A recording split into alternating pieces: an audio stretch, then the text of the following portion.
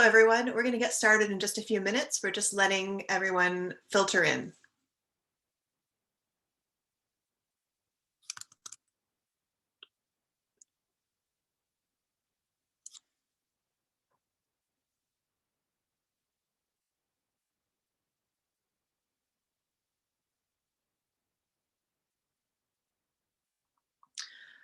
Great. So it looks like we've got lots of people coming in now. So I'm going to get things started. So first of all, hello, everyone, and welcome to our third event in our series on COVID-19, on the COVID-19 pandemic and the threat landscape in Canada. This event is presented by the Centre for International Policy Studies at the University of Ottawa and the Canadian Association for Security and Intelligence Studies. And the book and research on which this event is based has been kindly funded through a grant from SSHRC. For those of you who don't know me, my name is Jessica Davis, and I'm one of the collaborators on this project and a chapter author with Alexander Corbet. I'm also the president of Insight Threat Intelligence and the Canadian Association for Security and Intelligence Studies, as well as a PhD student at NIPSIA Carleton, and I'll be your chair for this event. We have a great lineup of speakers today, although unfortunately Daniel Jean couldn't be with us as he's been called to the House of Commons Defence Committee. However, this also means that we have a bit more time for our speakers and a bit more of an ability to grill them with all of our questions. So let's get things started here. I'll briefly introduce each speaker just before they speak so that their bios are fresh in your mind. And a reminder too that their full bios can be found on the event page for CIPS. We'll have time for a few questions after each speaker, as well as a bit of a longer Q&A at the end of the session after everyone's had a chance to speak. So I encourage you to post your questions to the Q&A as they come to you, because we might be able to address them right away, or we might take them at the end of the session. So our first speakers today are Marc-André Argentino and Dr. Amarnath Amarsingham. Dr. Amarsingham is an associate professor in the School of Religion and is cross-appointed to the Department of Political Studies at Queen's University. He's also a senior research fellow at the Institute for Strategic Dialogue, an associate fellow at the International Center for the Study of Radicalization, and associate fellow at the Global Network on Extremism and Technology. His co-presenter is Marc-André Argentino, who is a research fellow at ICSR and a PhD candidate in the Individualized Program at Concordia University. His research examines how extremist groups leverage technology to create propaganda, recruit members to ideological causes, inspire acts of violence, and impact democratic institutions. He has an MA from the University of Laval and a BA from Concordia. The title of their chapter is They Got It Under Control, Fringe Conspiracy Theories and Threats to Canadian National Security. And it might just be Dr. Amarsingham today who's going to be speaking, so I'll turn it over to him right now.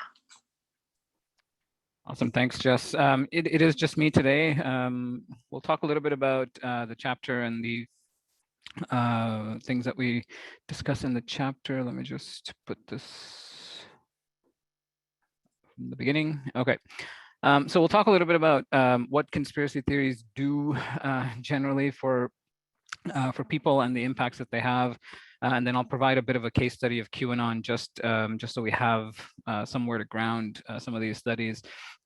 I think many of us know most past research shows that whenever there's a social crisis of some kind, assassinations, wars, pandemics, they're often quickly followed by conspiracy theories and some form of ideas kind of questioning the official version of events, right? And so this happened with JFK, this happened with the Iraq wars, and we're seeing it again with the pandemic. From early on, you had kind of 5G theories, theories about Bill Gates. The virus was actually a bioweapon. The virus was actually a political ploy to bring about the New World Order. That should say NWO, not NOW, and so on. And so we've seen similar kinds of ideas pop up with the pandemic, as we've seen with many other instances.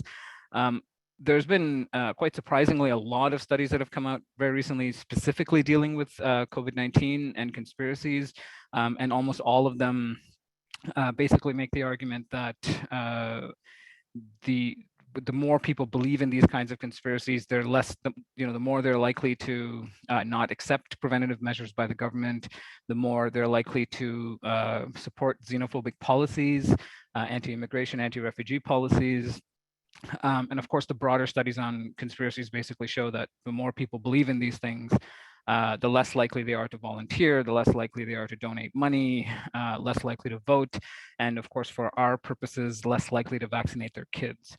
And so conspiracy theories, they don't just kind of live and die on the internet in the dark corners of cyberspace. They actually do have a whole host of social impacts that we need to start paying attention to.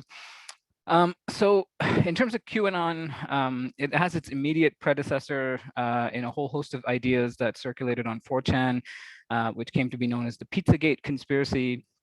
This goes back to March 2016 when John Podesta's emails, Hillary Clinton's campaign manager's emails, are hacked and put online. For most people who read them, they were kind of boring emails, like all of our emails would be. But of course, on 4chan, they decided that something else was going on and more interesting things were afoot. And so they started combing through the emails and started to notice, kind of random references to food items, right? So chicken, hot dogs, pasta, cheese pizza. And they decided that all of these actually meant something else. And so cheese pizza was actually child pornography. Cheese was actually code for child. Hot dog was actually code for boy, and so on. And so they would read these emails, like the one at the bottom here: who all is in Austin office today who is going to want pizza? We only have one slice and we need to know how thinly to slice it. They interpreted random emails like that to mean that children were being abused, children were being trafficked and taken advantage of.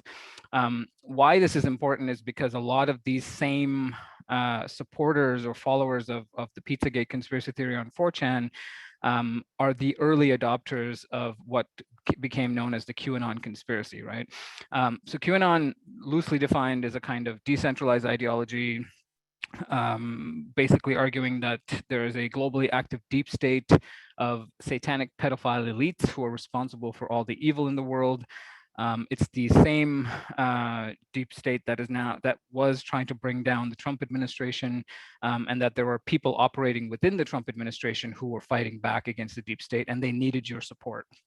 So the first kind of post that goes up in October 2017 argues that Hillary Clinton is going to be arrested in 3 days, and that it's going to kickstart what became known as the storm, right? And so the initial arrest of Hillary Clinton and her close confidant is going to then result in a mass arrest campaign that's going to bring down this cabal. And when everyday people like you and me witness this storm of arrests, it's going to lead to the Great Awakening, right? We're going to come to realize that we'd been lied to our whole lives, that history is not what it seems, and that it's going to be a kind of moment of awakening for the whole globe. These initial Q drops, as they were known, don't have anything to do with pedophilia, right? Don't have anything to do with some of the things that we later see in Q posts. And that's partly because it's around a couple hundred posts into the QAnon movement that the Pizzagate people and the QAnon people start to merge and coalesce, I guess, on 4chan. And this is when the QAnon movement starts to talk about pedophilia, which comes almost directly from the Pizzagate movement. There's been a lot of talk, of course, of who Q is, and there's a lot of theories about it, which we can discuss after. But I think for my purposes and for what's significant, I guess, now is that it almost doesn't matter who this person is or who these people were. It's largely evolved now into a religio-political movement that functions on its own. There hasn't been a Q drop since December, and yet there's a kind of class of individuals who are now leading the charge. So that's kind of where it came from very quickly. The growth, I think, is where it's also quite interesting. I generally talk about two kind of boosts. One of them is the Trump boost, of course. It would have been great if these things kind of lived and died on the internet and no one had to pay attention to them. But what happened early on is two individuals, at least, Pamphlet Anon and Baruch the Scribe, realized that what was being discussed on 4chan shouldn't just stay on 4chan, that it needed a wider audience. And so they reached out to a lot of YouTube celebrities like Tracy Diaz and Tracy Beans. And this is where kind of the first boost happens in terms of taking it out of the dark corners of the internet and putting it a bit more mainstream. From here, it gets picked up by Jerome Corsi, who you see with Alex Jones at the bottom there, who's a kind of notorious conspiracy theorist with a lot of good connections. And once it hits Alex Jones' universe, it gets picked up by the Trump team, and then it's retweeted by Trump himself as well as the Trump team over 200 times.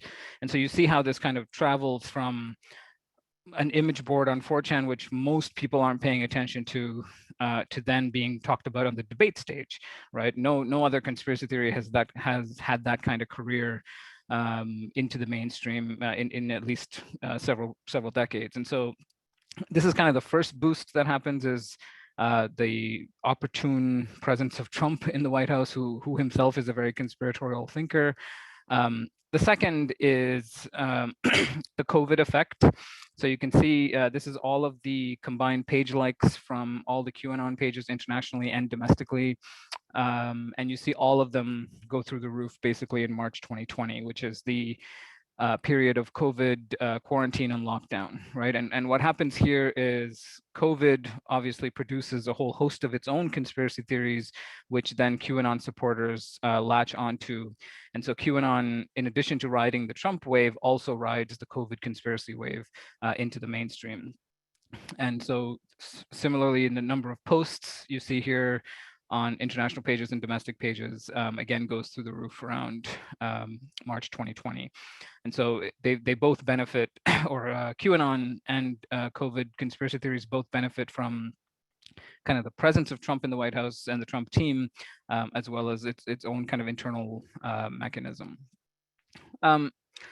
In terms of violence, we've had several cases of lone actor violence. The more famous one, of course, is Edgar Madison Welsh, who in 2016 drives from North Carolina to Comet Ping Pong in DC, makes a video of his drive, which is still up on YouTube, about, I'm not going to let, he's talking to his children and he says, I'm not going to let you grow up in a world filled with evil. I'm doing this for you, etc. He arrives at the pizza shop, demands to see the basement because he believes that children are being held hostage there and trafficked there. Wanders around the restaurant for a couple of minutes, realizes there is no basement, surrenders and is arrested, and then later tells his interviewers that he might have gone too far down the YouTube rabbit hole, which is kind of the understatement of the century.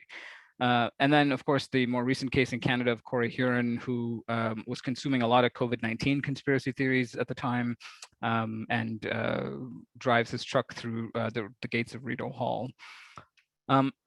These are kind of the US cases as well. Matthew Philip Wright, who blocked the Hoover Dam, demanding the release of a particular government report, which he hadn't realized had already been released.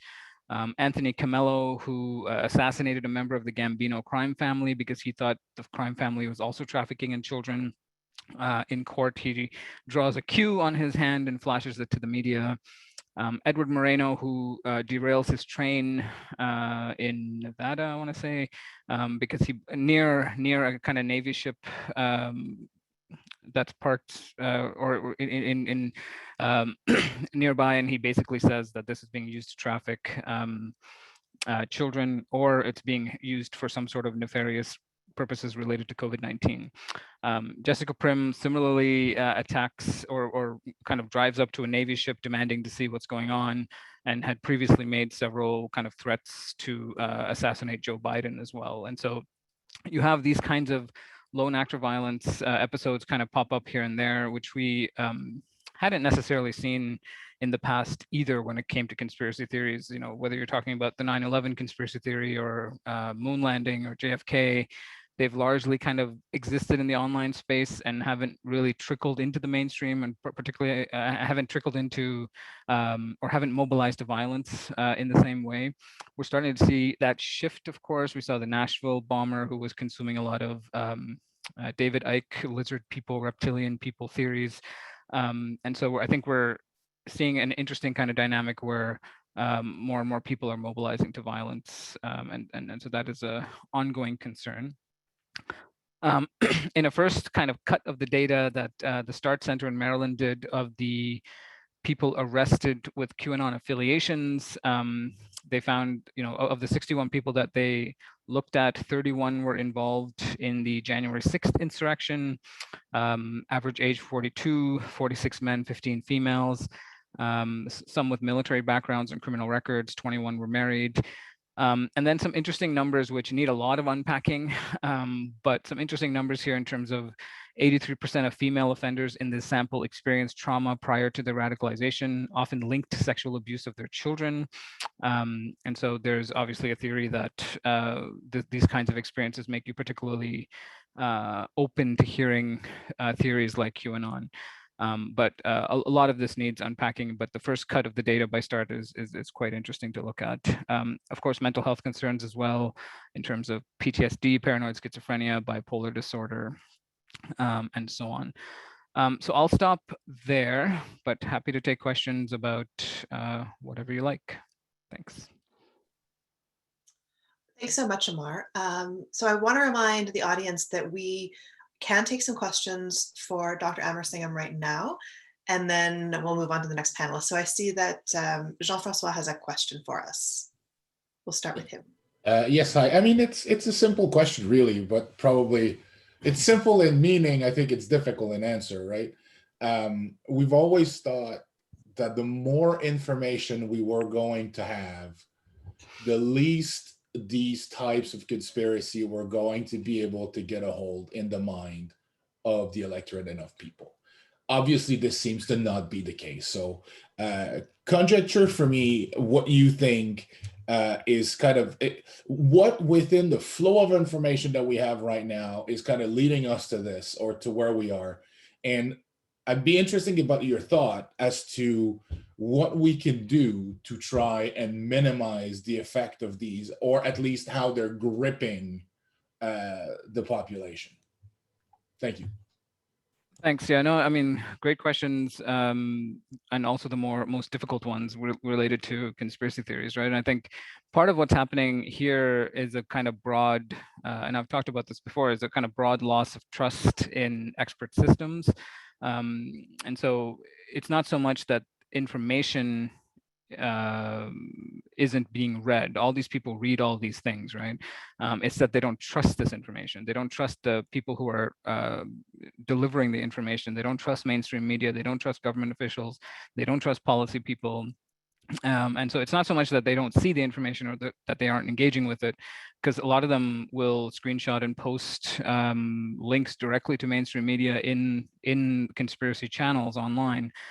It's just that they're being interpreted as obvious lies, things being used to pull the wool over their eyes, etc. And so building back some sort of social trust in these institutions, I think, is the way to go. I just don't know how you do it in any meaningful way, because there's been a drastic kind of collapse in social trust that I think is allowing for, and of course combined with kind of the polarization that exists in the online space, is allowing for some of this to flourish and have a kind of outsized impact. The other thing, of course, is the kind of a lot of the QAnon followers that I've seen, they get a massive amount of purpose and meaning just from being in these online communities, right? And so I think that is something to keep in mind as well. It's not simply that they're consuming content, it's that they're friends with each other, that they're helping each other out, that they're doing some, they feel like they're the kind of holy warriors in this quest against evil, and that they've been given a kind of secret knowledge that they now have a responsibility to wake up the masses with. And so combining that with the broad loss of trust in kind of traditional sources of information, I think is kind of how we can diagnose the problem. I just don't know where we go with it. And we have another question here from Wesley Wark. Can you speak to how serious you believe the threat to be from conspiracy theorists in the present or in terms of future threats? I mean, threats is an interesting word. I think there's these ideas are definitely kind of part and parcel of what we see in far-right movements in the US, jihadist movements in the US. But and so they've, and now as we've seen, kind of lone actor violence as well, which aren't really attached to any broader movement per se. And so there is a kind of ongoing threat, I think, of lone actor violence, as we're seeing with the Nashville bombing, et cetera.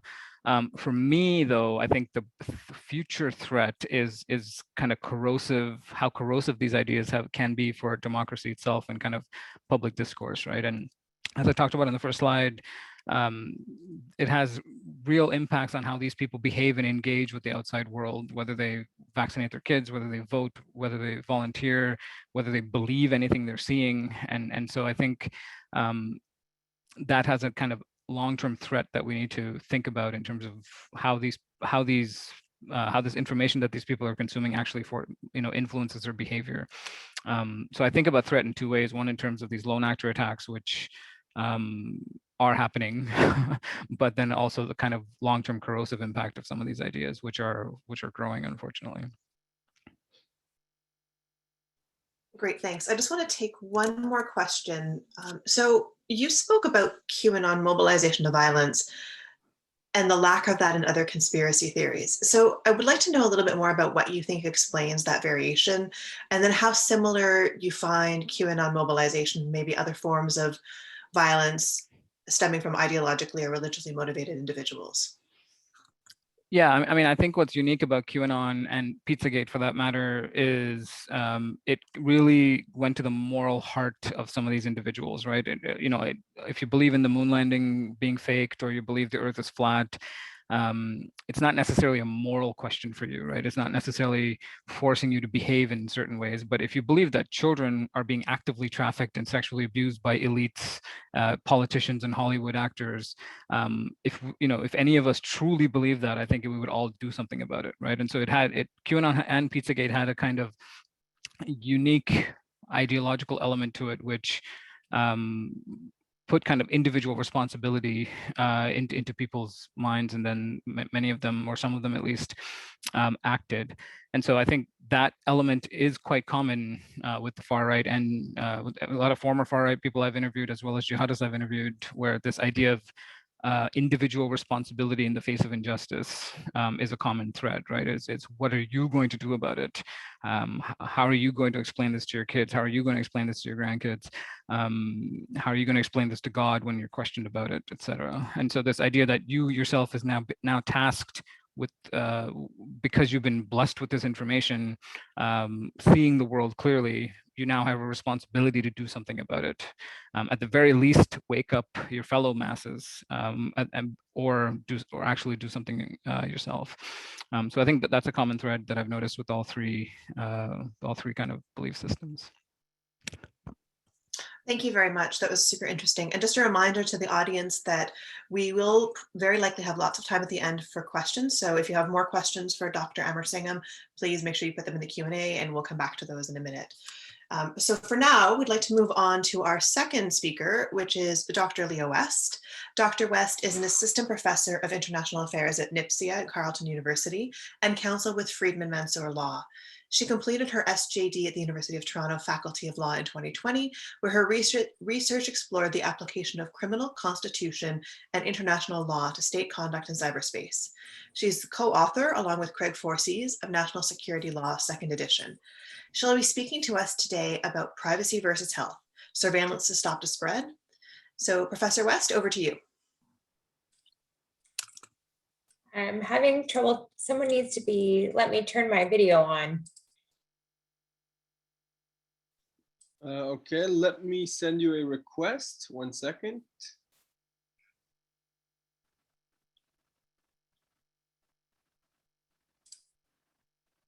Great, thank you so much. And thanks very much, Ms. Davis, for inviting me here and for everyone for participating.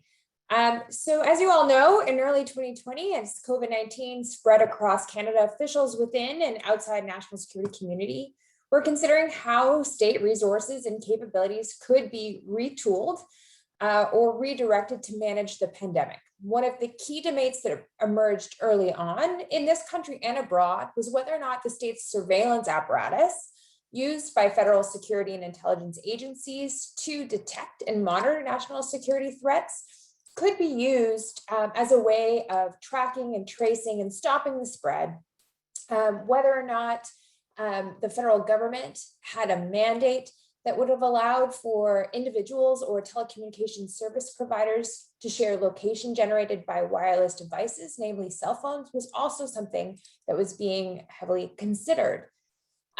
This was also true because there started to emerge reporting that other countries like Israel, China, Singapore, and South Korea were leveraging sweeping surveillance measures to identify people who may be infected and to crack down on those who were violating public health measures. Ultimately, the government of Canada chose not to pursue similar state-run measures. And I'm just going to share my screen here.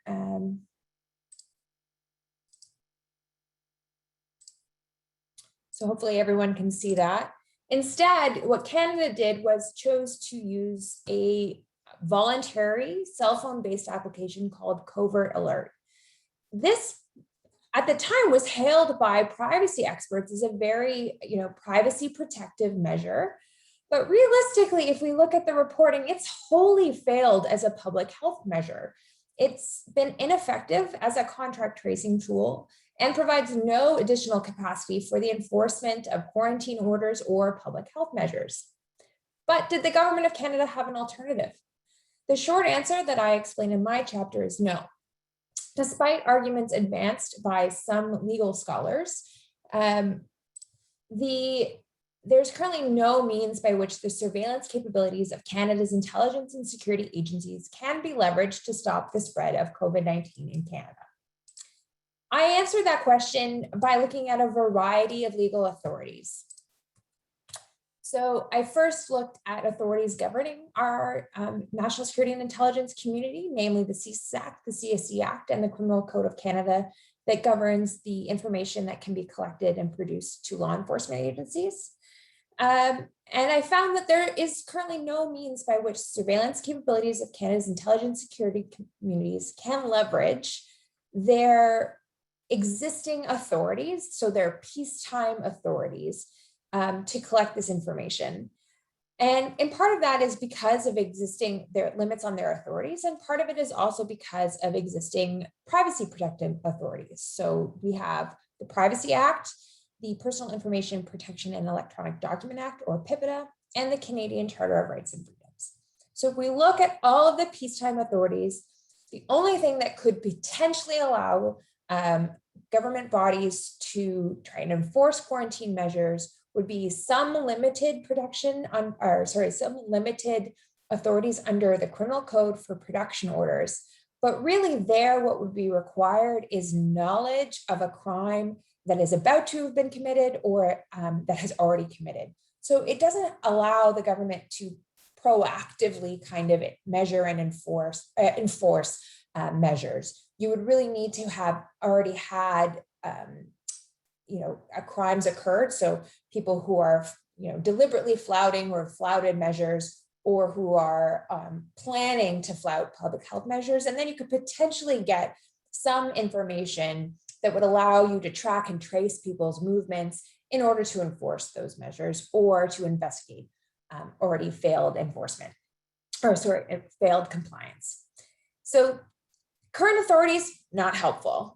What about our emergency legislation? So we have invoked in Canada the Quarantine Act. This is the act that allows the government of Canada to cause people to provide certain information at the border and to ultimately have to quarantine for 14 days.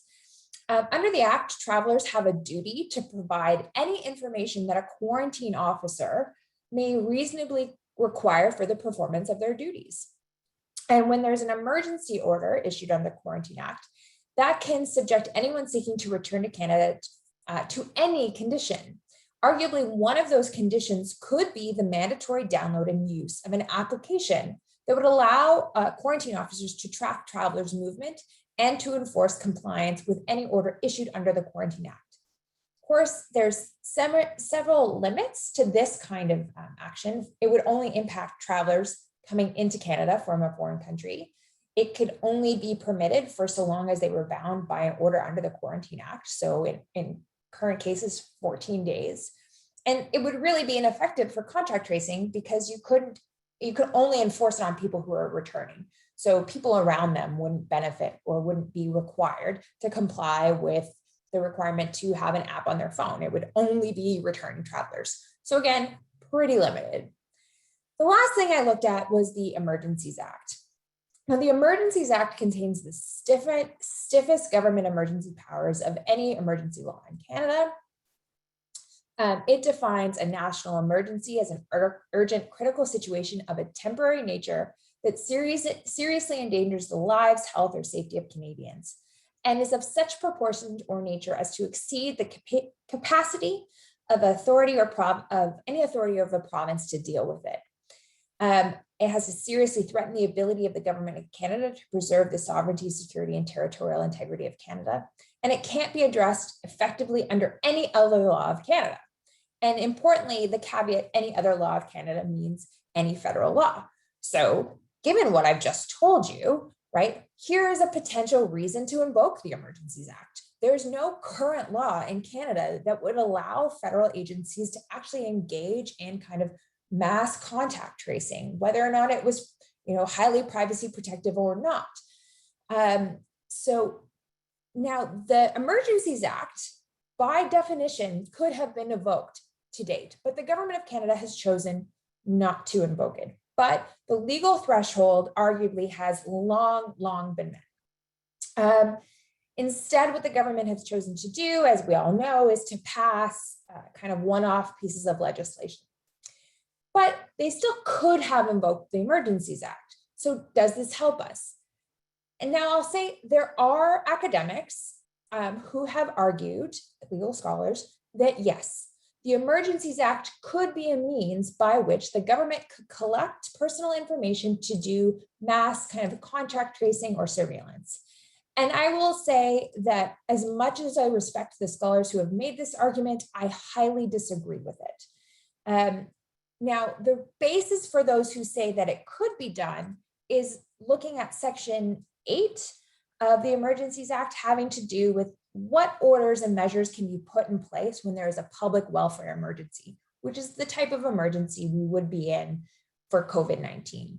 And under that, it says that the government could put in orders in place for the requisition, use, or disposition of property.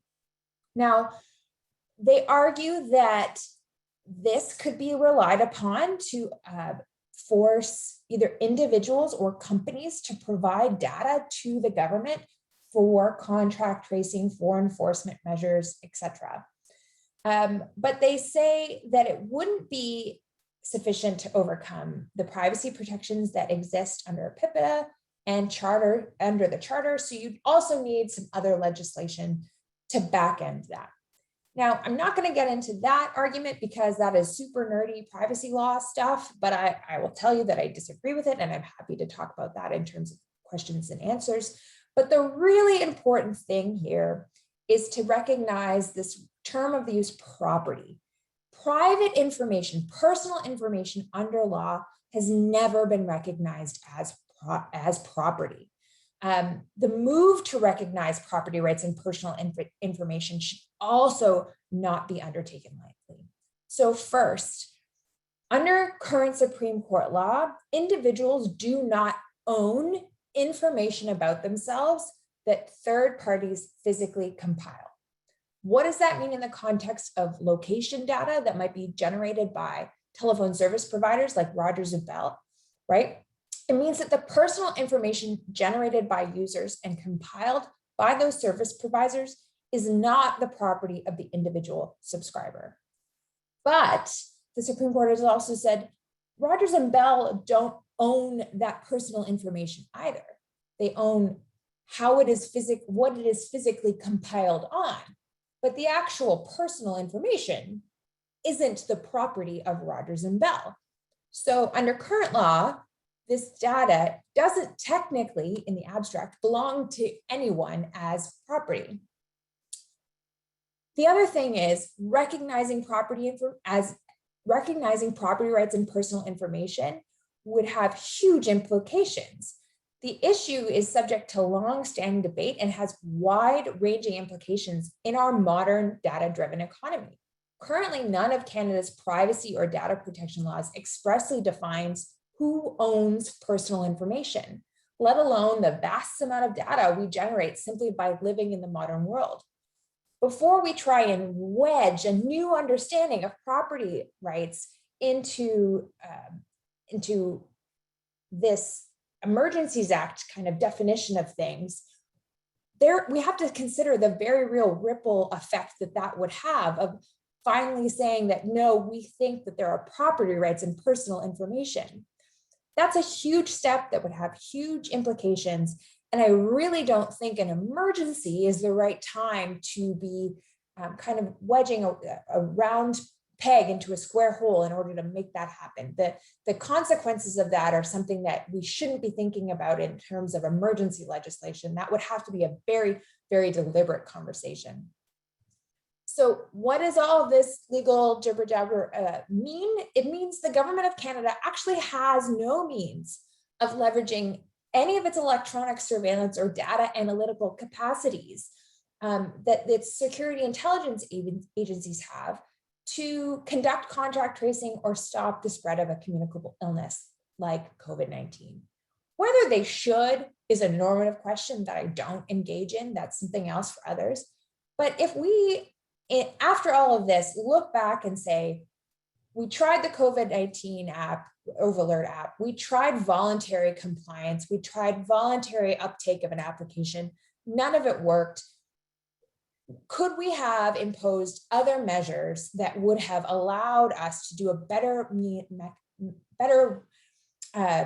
track, trace measures in place across the country? We could see the government say, we want to have the capacity to do that. And in the chapter, I present a variety of recommendations on how that could take place. Some of them so large as to redefine what we mean by national security or threat to the security of Canada under the CASIS Act.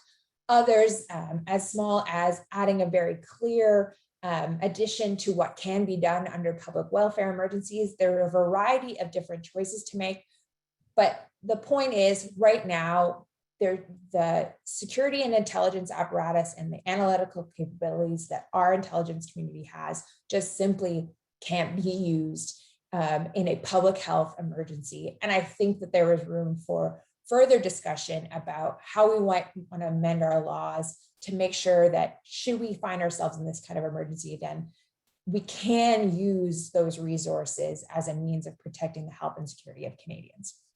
So I'll stop there. Thank you. Thank you so much, Professor West. That was very interesting. We have a number of questions coming in for you. So I just wanted to start with this one. And it's a bit to expand on the last point that you made. And I know I'm going to push you a little bit into the speculative space, but do you think that the government or any government may learn a lesson from this current pandemic and create new legislation to allow for greater contact tracing and future pandemics and similar situations? And what do you think that might look like? Yeah, I absolutely do.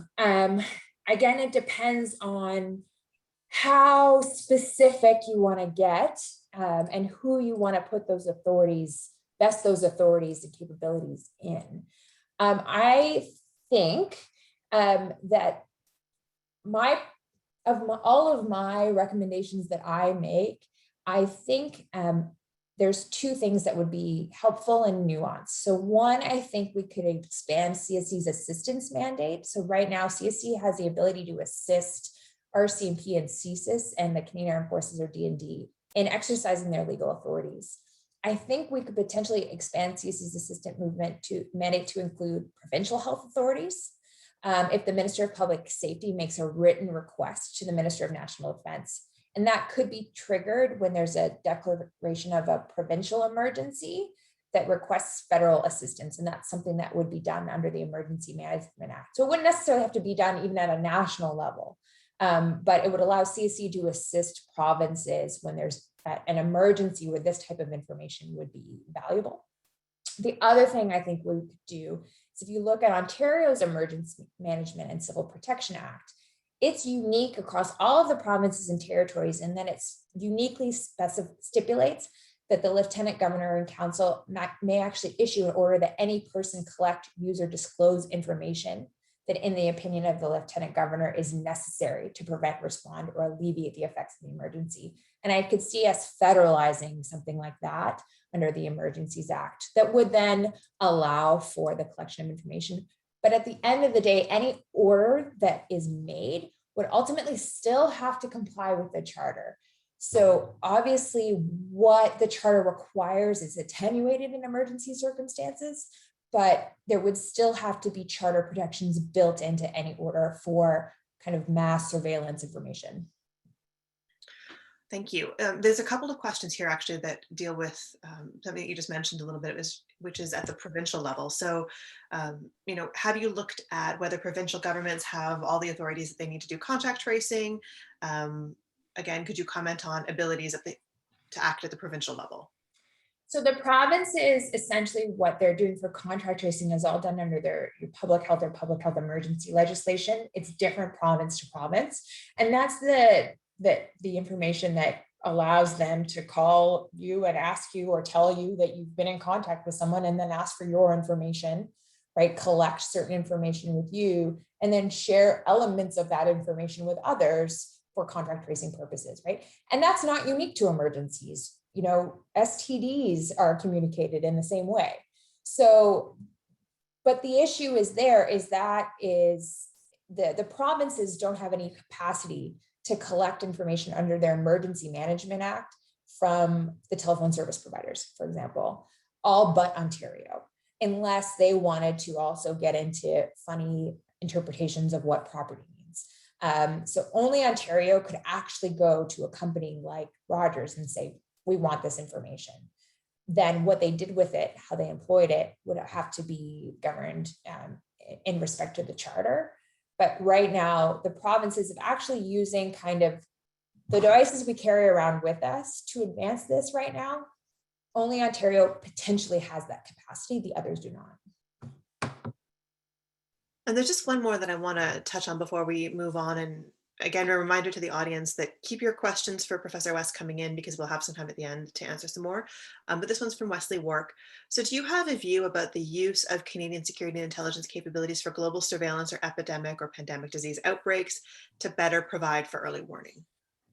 So that was a question that's beyond the scope of the chapter that I looked at, right? So the chapter is really looking at looking inward to stop the spread of the disease rather than prevent an outbreak from the first place, giving us that early warning. I think that there is definitely an argument to be made about whether or not we want to expand our capabilities and whether or not we want to give CASIS, for example, more authorities to actually kind of engage in that kind of security and foreign intelligence assessment. But that was not the subject of my chapter. And so it's more, for me, it would be more waxing eloquently, which I won't do in this forum. Perfect, thank you so much. And so now let's turn it over to our third set of speakers for the day, Dr. Besma Momani and Dr. Jean-François Bélanger. So Dr. Momani is Assistant Vice President of Research and International and full Professor of Political Science at the University of Waterloo, Senior Fellow at the Center for International Governance Innovation, and a non-resident fellow at the Arab Gulf States Institute in Washington, D.C. She sits on the board of the Pierre Elliott Trudeau Foundation and is a member of the National Security Transparency Advisory Group. Dr. Bélanger received his PhD in political science from McGill University. Prior to joining the University of Waterloo, he was a postdoctoral fellow at the International Security Studies Center at Yale University from 2018 to 2020. And he is now a postdoctoral fellow working with Dr. Besma Momani on questions of cybersecurity and populism. His book project, titled Why Competence Matters, Counterproliferation and Deterrence, focuses on the variation in the use of force against nascent proliferators. Today, they're going to be speaking to us today on getting the politics of protecting critical infrastructure right. So I'll turn it over now to Dr. Momani and Dr. Bélanger. Thank you very much, Jessica. Let me share my PowerPoint quickly. Share screen. How's that? Is this working? Yep. You're getting the politics of protecting critical infrastructure, right? Yeah, exactly. Fantastic. Okay, so the scope of our chapter was to look into the effect of, as part of the book project, the effect of COVID-19 on already existing issues of critical infrastructure vulnerabilities in as we're slowly moving online more and more. Canada, as of right now, has not generally been, or prior to COVID, I should say, had not generally been a victim of a target of that much cyber attack against its critical infrastructure. But in the post-COVID digital world, and as I'll demonstrate a bit later, at this moment, this is becoming a reality that we need to deal with more and more.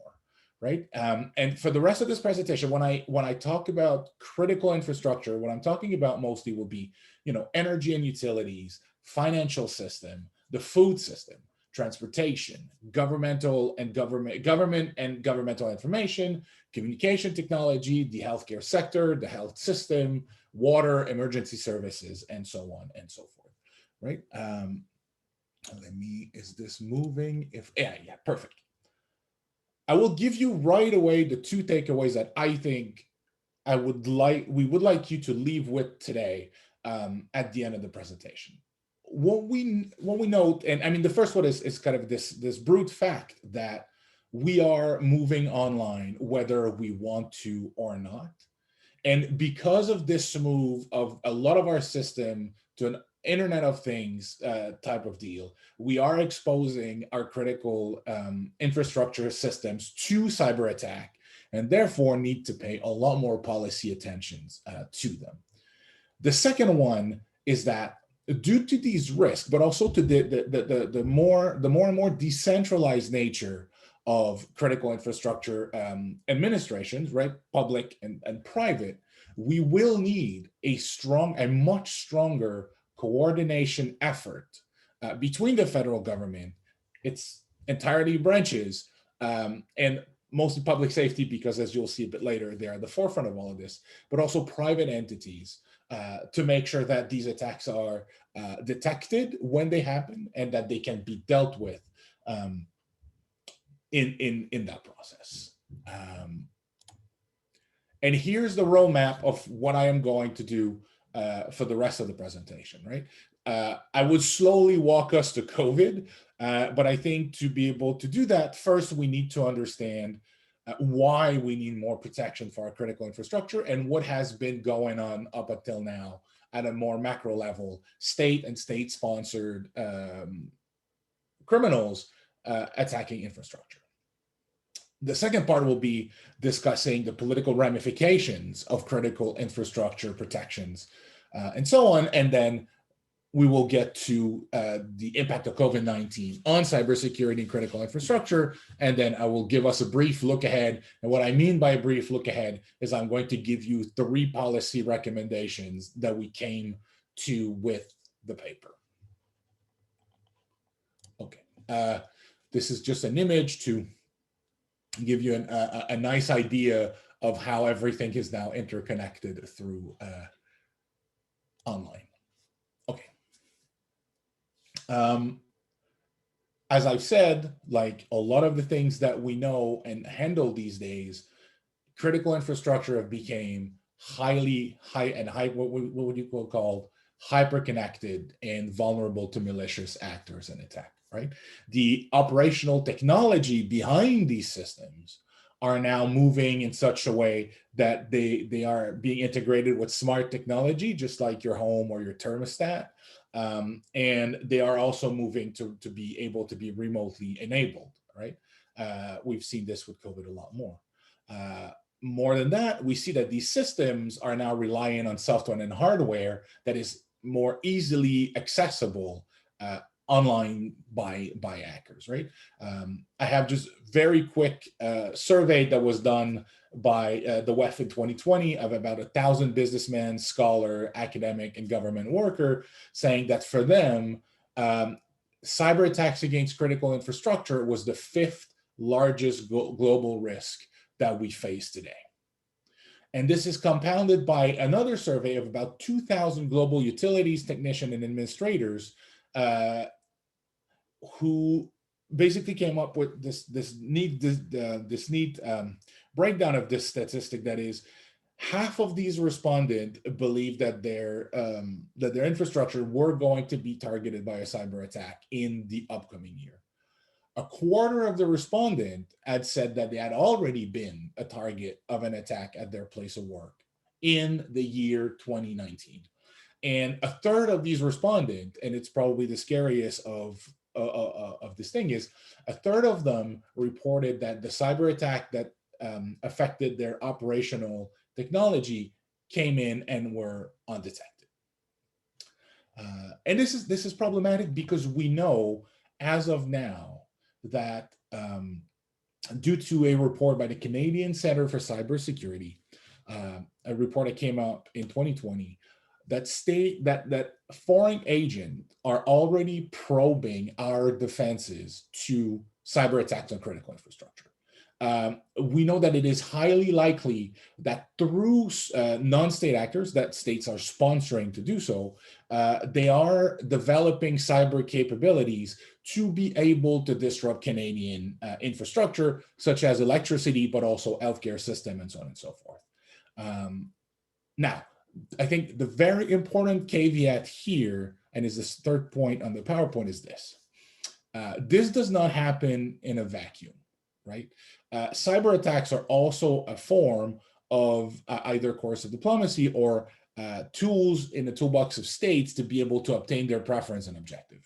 So if the level of international conflict and hostilities is low, well, then at least when it comes from state actors, we should expect a low risk of cyber attack. However, when these flare up, I mean, as is evident, these risk increases. And in the case of Canada, for example, I think most of us in the room right now can easily think of the current issue with the Huawei executive officer, Meng Wanzhou, who has been detained in Canada under a US extradition order. That has been increasing the tensions between the two, and therefore may create a situation where the Chinese government may wish to retaliate in means that are not the traditional means of retaliation that we know. We can also think of the rise of populist nationalist rhetoric that is reducing international cooperation among state actors that could lead to these type of cyber attack being used instead of other more traditional means of attack. I'll briefly give you a few examples of these attacks that may come to mind when I talk about. The Russian in 2015 and 2016 attacked Ukraine with one such attack that was named, if I remember correctly, NotPetya, almost completely shutting down part of the power grid. They tried to get access to the American power grid in 2019. Iran was able to access a dam in New York in 2013. Most of us, I think, will remember Stuxnet, which was a US-Israeli effort to destabilize the Iranian nuclear infrastructures. And more recently in the news, we have that through backdoors, the Russians have been able to compromise and access most US federal agencies in 2020. Just a Stuxnet TV show that will never happen, but to show you how it's now very present in popular culture, but also in our collective consciousness. The problem with these attacks, though, and I think it's an important point to make, is that they may have a lot of unintended consequences that we need to prepare against, and that are a lot more difficult to prepare against than a direct attack. State-sponsored actors may not be targeting Canada first and foremost. However, the diffusion of these attacks may. Stuxnet, for example, was found in the computers of Chevron in the United States. not Pitya, I'm sorry, I'm probably not pronouncing that right. Not Pitya was so diffuse that it shut down for, I think, I can't remember for how long, the largest Danish export company, Maersk. And at the end of the spread of the virus, when we sat down and thought about how much damage it had done, it was estimated to something like $10 billion. Right? This is something that is excessively difficult to prime for. Now, while these threats, like the most capable threat that we can think about, like Stuxnet or NotPetya, come from state, it's slowly becoming democratized. It's slowly becoming something that's non-state actors, sponsored or not, are starting to have access to, and we can think very rapidly to phishing or ransomware attacks as something like this. I have a quote here from Rob Andrews, who is a congressman from New Jersey. This is a direct line from his testimony to the House, who concluded that a properly prepared and well-coordinated attack by fewer than 30 computer virtuosos strategically located around the world with a budget of less than 10 million could bring the United States to its knees. Such a strategic attack mounted by a cyber terrorist group, either sub-state or non-state actor, that is to say, either terrorist groups that are not part of any states or terrorist groups that are sponsored by a rogue state, would shut down everything from electric power grid to air traffic control center. Now, I went too fast. Please don't look at this just yet. Now, this is scary. So there's some reassurance here in the sense that Canada and the United States are becoming a lot more adept at being able to track the origin of these attacks. However, I think the problem that we have, and one of the big questions that we will need to struggle with in the future is, once you've identified an attacker, what kind of counterattack will you use in the cyberspace, right? How far are you ready to go to counter non-state actors and state actors who have attacked your critical infrastructure? Now, I think in the case of the entire power grid, or a large part of the power grid of the United States being shut down, I think all of us can kind of think that maybe a physical, traditional retaliation against the perpetrator is likely. However, when you scale this back, it's starting to be problematic. But more than this, as we move forward into quantum computing, for example, or which is the far, let's say the far end of super effectiveness that we can have for malicious actors, but we are also moving in a world where these types of attack are democratized, much cheaper. I'll touch on this in an instant. So while we can detect, retaliation becomes a bit problematic. What to do? But on top of this, when you're the federal government sitting there and thinking about these issues, the question becomes, well, citizens in Canada do require access to critical infrastructure to live. But then this necessity is now a lot more complex because of the computerization of this, right? So the one thing that we need to do is to ensure a technical resiliency to potential cyber attack. And how do we do this? And I'll touch about this a few more times, is a multi-stakeholder approach that synchronizes multi-levels of government policymaker from different agencies, academic expert, the private sector, and so on, to be able to better prepare. Now, I'm going to let you hold as to how we think this can be done for the end of the presentation, because I want to talk about the politics of it all very rapidly. We think that Canada has an advantage over others in the sense that in the United States, there's this not uncertainty, but distrust towards the federal government that may make some of these multi-stakeholder policies and or initiative difficult. We think that here it should be a little easier with the Canadian constitutional framework of peace, order, and good government. Already public safety has been put in the lead. to be at the forefront of protecting critical infrastructure. It was done in the 2008 National Cross Sector Forum. But on top of this, we also think that the Canadian national security and intelligence community are really kind of the entities that are better placed to be able to deal with the issue. However, we're already seeing problems. While public safety is on the case, it's hobbled by the fact that the National Strategy for Critical Infrastructure was published in 2010 and is already outdated. And as technology keeps to move forward, and we don't necessarily need to think about quantum just yet for this to happen, it seems at the moment that technology is always a step or two ahead of what government are able to do and deploy to protect themselves. And this is something that we need to engage with, right? But also what we're seeing on the ground is that at the level of the federal government, while there's a sense that they're trying to provide a form of general leadership and a general platform to handle attacks against critical infrastructure, there's a lack of policy put into effect and of operational clout to be able to impose solutions on a wide range of actors, which is impeding the effort, right? So there's a limit to the kind of technical solution that we can implement because the stakeholders in all of this, both public and private, often have imperfect information about the issue. They may have their own cognitive bias. They may have attribution issues, and so on.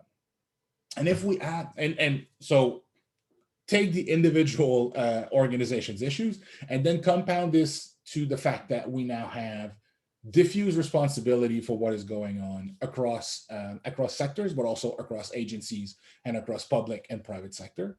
But we also have a problem of authority over systems and and agencies. When you have a wide number of stakeholders from private industries that are owning and operating these systems, and then you move to provincial governments, and then you move to federal government, and then regulation body. All of these at the moment have a harder time speaking to each other than they should, and it's creating the kind of issues that we have right now. All right, let's move to, I think I have like 2-3 minutes. Let's move to COVID. COVID has really been a wake-up call, I think, we think, for cyber attacks and where they are right now. There has been a 45% increase in attacks against, I just took the healthcare sector because that's probably the scariest one at the moment, given what's going on. We've seen a 45% increase in attacks against the healthcare sector since November 2020. Weekly attack on average against health organization has been 626 attacks a day, which is massive. And when we look at Canada, we are the country with the highest increase in attack, with 250% since the beginning of the pandemic. But we're not the only one. The UK government and its banking infrastructure have been victims of a significant amount of attack ever since the UK government has announced that they would have relief funding for citizens. I don't know how many of you in the room right now listening to me have been suffering from CERB fraud, but I would suggest that there's at least a few, right? So we've had the same problems here in Canada as well. And I've mentioned the public and private ownership issue. I think the main thing that COVID is showing us is how low-tech attacks can create significant disruption and problems. We no longer, when we think of hacking these types of systems, we think about this incredible hacker that is very proficient and technical as what they do. But what we're seeing now is what they call social engineering. We're seeing individuals not targeting systems for their phishing and ransomware attack. They're targeting the operator, they're targeting the individual, they're targeting the human, because it's much easier. And since everybody has moved at home, sometimes it's a bit easier to have access to these systems. But even within companies and within the government, our colleagues will still click the link or the email that they should not be clicking on, right? Starting a chain of issues that will lead to ransomware, locking computers, and so on. So we are really at the mercy of the hygiene and technical expertise of our colleagues and those working in government and private sectors to avoid email scams, for example, right? Which has been probably the one thing that has risen so highly since the beginning of COVID. It is, and it has shown us the underbelly of it all. Our critical infrastructure are the most vulnerable at their access point, which is the individual, which is those of us working at home or in the office at a computer that could give access, because our computer remain connected to the larger network, and from there give access to a significant amount of data. All right, I'm going to briefly conclude with 3 policy recommendations that we think need to be looked at seriously to compound the problems. Well, the first one is not a policy recommendation, it's a fact. We're moving online, and we need to not be afraid of it, but we also need to recognize that we're not moving back. So moving forward, our solution will always have to take this into account. And the first one is this. We need to leverage this pandemic to organize how agencies like the DRDC engage with the private sector over cybersecurity. Salient examples in our minds are more effective at driving change than what was in the distant past, right? Cybersecurity is no longer a faraway threat. It's right here, right now. We need to emphasize attacks like SERB and so on to be able to sell a more proactive program of coordination, right? And this is what we then say. We need a more coordinated and centralized cyber response, either directorate or so on, to be able to detect quickly, but also block and educate. And onto the education, which is our third point, and we just did one recently, is a mandatory use of tabletop exercise on attacks to critical infrastructure to better inform operators and government of gas and preparedness.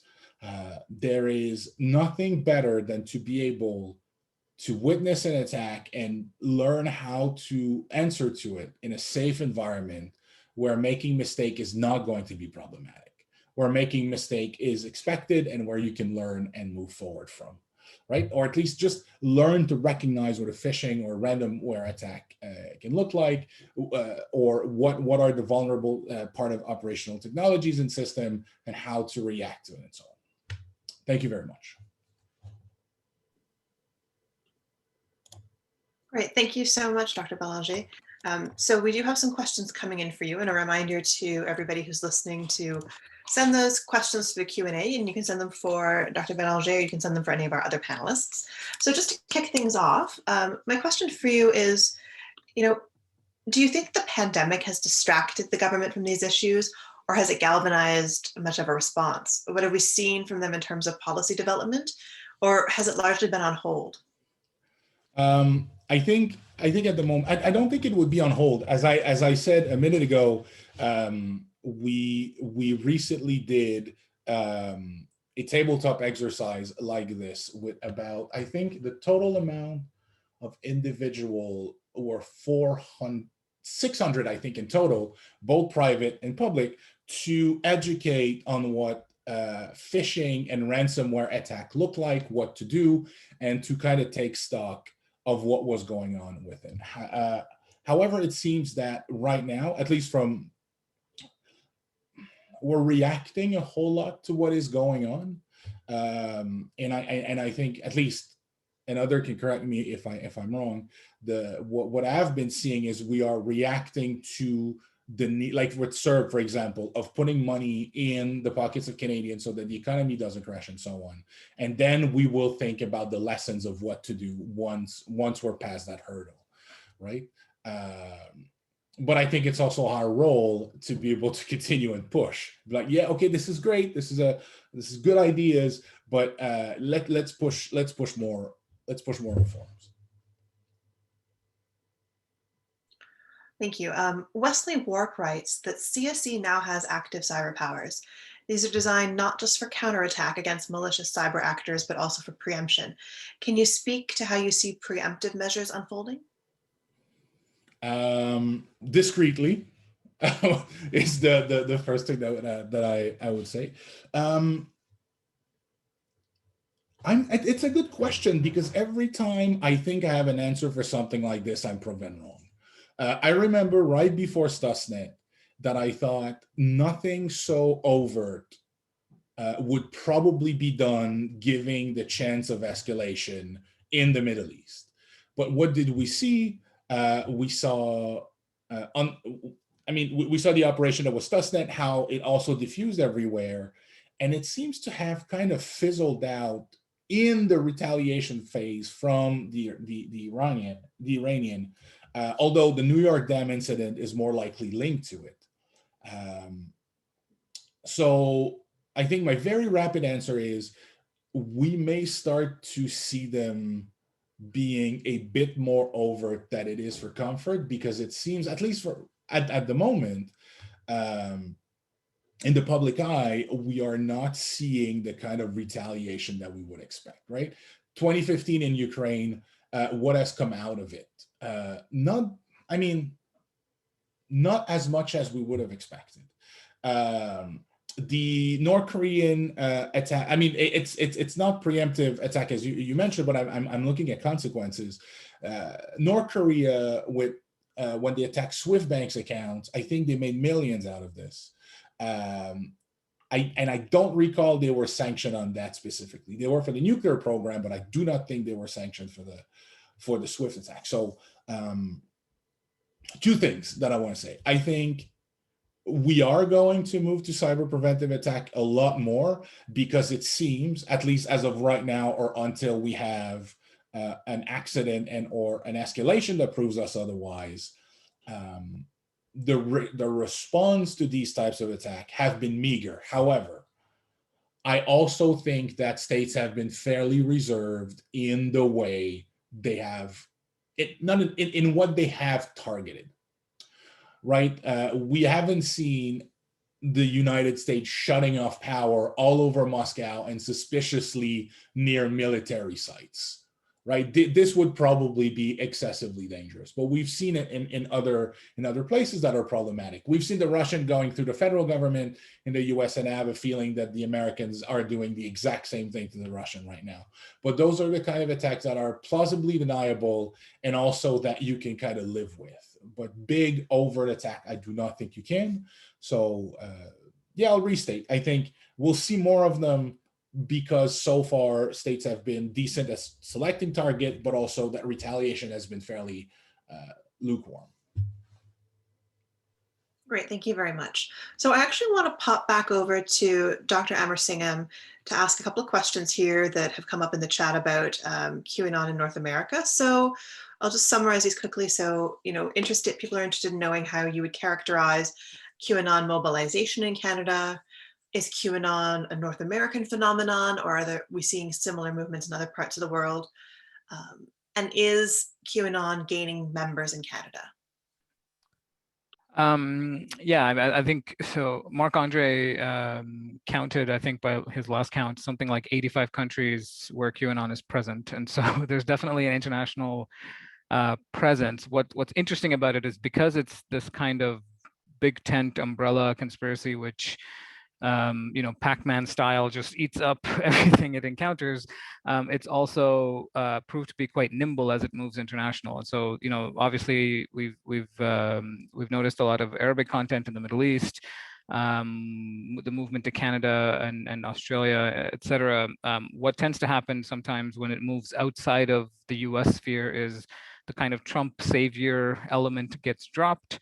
And it becomes kind of this anti-corruption, anti-elite movement, right? And so it kind of, I think what we've seen is people are taking what they want from the kind of robustness of QAnon ideology and using it for their own domestic or local grievances. In Canada, for example, in Toronto a couple of months ago, there was an anti-mask protest and you saw QAnon flags. I think there was an anti-immigrant protest somewhere and there were QAnon flags. And so it kind of has proved itself quite nimble as it leaves the US sphere. In terms of how big it is, it's tough to say because a lot of it is just an online movement. We have seen placards and flags show up at these random protests, but it's been ones and twos so far in Canada. There are some leaders who had a substantial YouTube following who've now been suspended. And so there is a kind of movement here, but it's difficult to say if it's kind of 100 people or anything more than that. In the US, at least from some of the polling, I think you could place it somewhere in the high hundreds of thousands at least, unfortunately. Okay, thank you so much for that. I have a question for all of the panelists across the board here. So you've all raised a number of pretty difficult policy challenges. So what do you see working with, how do you see working with like-minded partners on this? So like what countries could be partners in this space to sort of try to tackle these issues? Because most of them are really transnational in nature.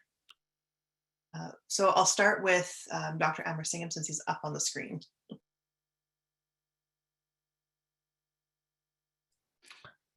I think,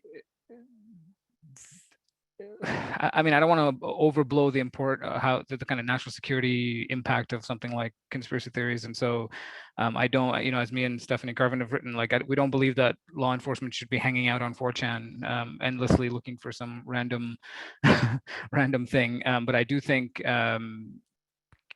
getting a sense, particularly at the local level, local policing level, having an understanding of what some of these ideas are is quite important. I mean, we saw with the Pizzagate Comet Ping Pong arrest that the cops were quite aware of what this guy was up to. As soon as he came out, talking about Comet Ping Pong, one of the cops is overheard saying, "Oh, this is probably the Pizzagate conspiracy theory," right? And so they were kind of aware of what's going on. And so that level of awareness at the local policing level is quite important, I think. Sorry for my kids. This is the soundtrack of my life. Perfect. Professor West? So I'm not super relevant to what I had to talk about, but it is something that I think about in my other teaching, more towards Jean-Francois's paper and Dr. Mamani's paper on the issue of critical infrastructure protection and cyber attacks. And I think we're seeing increasingly the need and a movement towards line drawing around certain critical infrastructure. And you've definitely seen it, to an extent from the academic world, but also from the international community about line drawing on, do not go after the health sector, right? Do not go after IP on health. And to a lesser extent, don't go after hospitals, that kind of thing.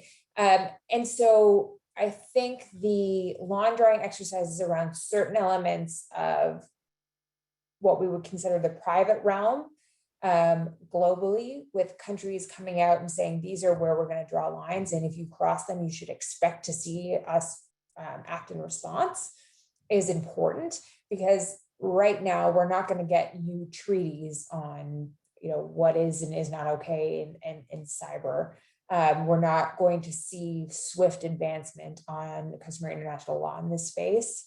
But if countries come out and say, we're going to draw these lines, and you expect that normatively you cross these lines, we're going to retaliate, I think that is an important exercise. We're seeing it more and more. And I think that can be useful, this kind of collaborative effect between NATO, Five Eyes, etc., of saying we don't accept this behavior and you should expect a response. Can you please repeat the question, Jessica? My audio decided that it was the time it wanted to be finicky.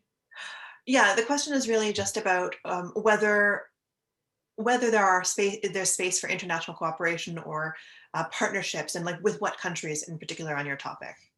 Oh yes, there's always, I think, maybe I'm an optimist. There's always room for a bit more international cooperation, but I also need to think You also need to think about, okay, I think one of the big impediments to, let's start with the impediment and then let's move to positivism. One of the big issue is the sensitive nature of these programs. It seems that at the moment, when we're talking about cybersecurity and cyber protections, first, countries are reluctant to talk about what they have in their arsenal at the moment, which is kind of required if you want to be able to develop better defense and cooperation. But you can, everybody I think in the room can easily understand why you're reluctant to talk about the ace in the hole that you may have.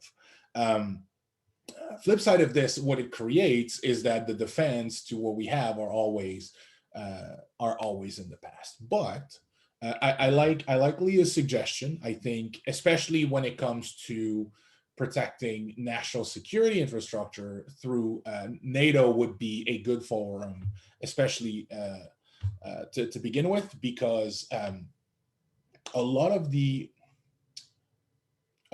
critical infrastructure that we're thinking about here for the public are dual use, right? If you shut down a power grid, you are impacting military activities, you're impacting national defense capabilities, and so on and so forth, right? So since they are dual use, you want to have civilian/military cooperation. With COVID, we would have expected, or actually, you could also see it as at, I'm jumbled because I'm trying to remember the name of the organization, but we're already seeing cooperation through NORAD on cyber defense. And one of the ways that these collaboration has been taking place is doing outreach and education, where you bring in the room members of different military corps, different private sectors that are related to the national security and defense, have them in the room and be like, hey, this is what we have now. We can't really tell you how, but we're able to track such and such attack at such and such speed. In one of those that I sat on recently, the Department of Defense were discussing how while they normally cannot operate in US soil, if they are asked by partners to come in and help against cyber attack, they can liberate agents and send them to various other agencies and be like, we can help, right? So that's the kind of cooperation that you're starting to see now. This is within the US, but through NORAD and NATO, you're starting to see something a bit broader. Great, thank you. So I've got another question here for Dr. Amersingham, and I think this is one that you and I have talked about a fair bit, actually. So given the difficulty of attributing some portion of lone actors' actions to QAnon because of the tendency for multiple grievances to intersect, thinking of her in here, and cross-pollination, how effective can counter-narratives be in that space? I'm not a huge fan of counter narratives as a solution to some of the stuff. I think they work maybe very upstream for people who are initially dabbling in it, like the Google redirect program that Moonshot is spearheading has been shown to be somewhat with interesting results, particularly early on. But I think for people who are in the rabbit hole, and some of the former QAnon people that I've been talking with, they all kind of make the same point, is that when I was in the thick of it, there's really nothing you could have told me. And so I don't think counter narratives are, I think they're useful for kind of upstream prevention, perhaps, but unfortunately, once people are really deep into it, they kind of have to want to leave and be on their way out before any of these kind of broader social programs actually have any impact. But that's actually an argument for making sure that those social programs exist for when people are ready to take advantage of them. So. Yeah, that's super interesting. Professor West, I think you've got a question here from Jim Cox. So I'll just read it out before you answer. So at what point does the use of civilians in extraterritorial active cyber operations begin to blur the line between combatants and non-combatants in international law? Is Canada violating international law by using civilians to launch active cyber operations beyond our borders? Great question. And I have a paper on this. It's a venue paper from CDAI that I commend you to go to. But in short, it depends. So obviously you only have combatants if you're in an armed conflict. So CSC, when you talk to them, they say they don't, unless they're acting under the Canadian Armed Forces assistance mandate. They say in a roundabout way, they never say this publicly, that they're doing below threshold operations. So something that falls below arguably the use of force and armed attack. I mean, the argument about what is a use of force or not in cyber is that where that threshold lies is still debatable. So, and the Canadian government has never enunciated its position on this. So it's interesting to think about what that could be. But you're right that even if CSC is assisting CAF in its assistance mandate, you are now have civilians assisting the Canadian Armed Forces. You have civilians participating in an armed conflict. They become targetable. They are non-combatants. And so they also do not benefit from things like combatants privilege. So, you know, less of a risk in terms of CSC assisting from within Canada. They were assisting CAF, right? Certainly they make themselves targetable by another party to a conflict, but definitely more of a risk should they be operating abroad. So these are all really interesting questions. Once CSC got this active capacity, my recommendation was to make it very clear in the law that CSC did not have its independent capacity to engage in anything that would cross the threshold of armed conflict to avoid this, but nobody took me up on it.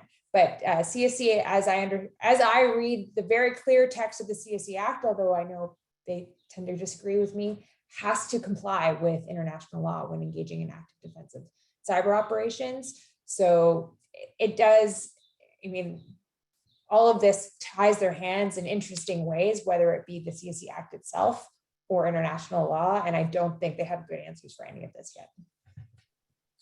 Thank you so much for that. And I'm very sorry to everyone who's been sending in Q&As up until the last minute here. We have to wrap things up. So I want to extend a really big thanks to our panelists today. It was a great session, very informative, very dynamic. I'd also like to extend a huge thanks to Anna Bojek and Mike at CIPS for hosting and the logistical support for this event. It was seamless. And thank you to our audience for your questions and engagement. We had over 120 people in attendance and lots of really great questions. I had a really difficult time choosing from all of them. And finally, just remember that our book should be available in the fall, so stay tuned for that. Thanks again for attending and have a wonderful rest of your day.